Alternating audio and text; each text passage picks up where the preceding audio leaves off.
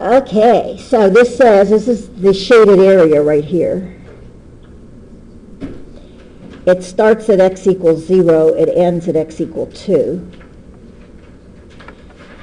And to remind you, the lower curve in this case is y equals 0. It's the x-axis. So upper minus lower, the upper is 2x, the lower is 0. So this is just the integral between 0 and 2 of 2x dx. See, what has to be in here is a y equal, not an x equal, because x equal is your boundary. Y equal is the function, which is just 2x squared over 2 from 0 to 2, or x squared from 0 to 2. I love it when it's 0, just love it, because that's 2 squared minus 0 squared. 2 squared is just 4. Because I only have one evaluation to do then. X is usually the upper limit for the...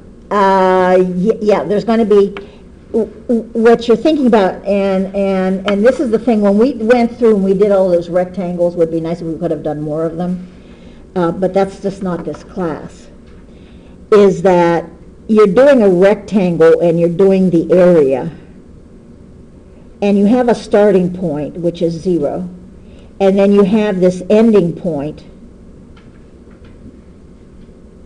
which is 2. So that sets up essentially your boundary here. The height is your y value. So that's your height. So this is your width of your rectangle. That's this down here. And this up here would be your height, which happens to be 2x. 2x governs that. So that's why this is the width, this is the height, and then width times height gives you the area. So that's why your boundaries are on x, right? That go here, and what's your upper boundary is on y.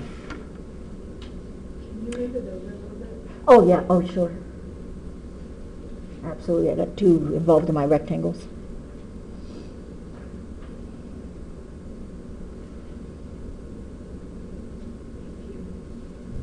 Because some of you wanted to do the 2x minus 2.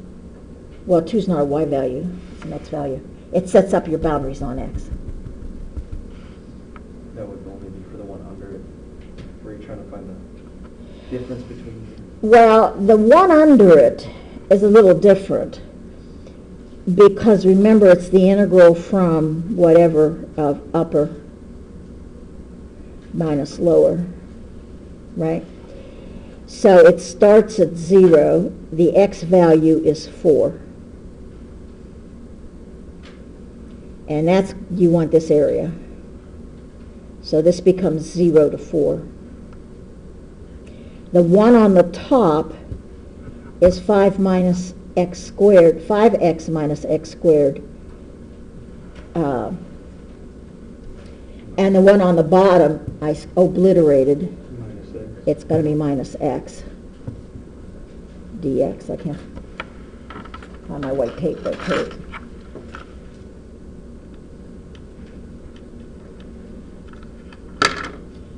So that's this guy. So it's upper curve, which is this whole thing, minus lower curve, which is this whole thing. What you want and what's important to you is that x value, because that gives you your boundaries here. I don't care what y is doing. I don't care about this 4. This 4 doesn't have any meaning to me. Oh, sorry. I don't have my thing on my desk anymore. He actually wiped the desk down.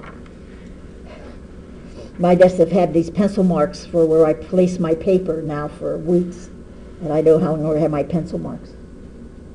So he actually cleaned the desk. and this should be minus. So it's upper minus lower. Your test, however, will only have the 1. Now it's just basic. And now, yeah, what I would do is, this ends up being the integral from 0 to 4 of subtract x, 4x minus x squared dx, and now it's just anti-power rule.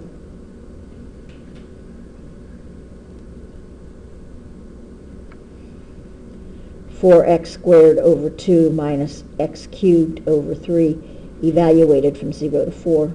Now, of course, the only thing that's going to give you any area at all is 4. Because when you put 0 in, you get 0.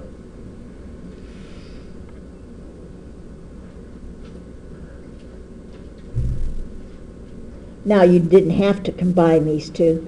You could have had double x squareds, and that would have been fine, too. So, in other words, this could have easily then become 5x squared over 2 minus x cubed over 3 minus x squared over 2. You'd end up with the same thing. Just a little bit more work. But either way would be fine.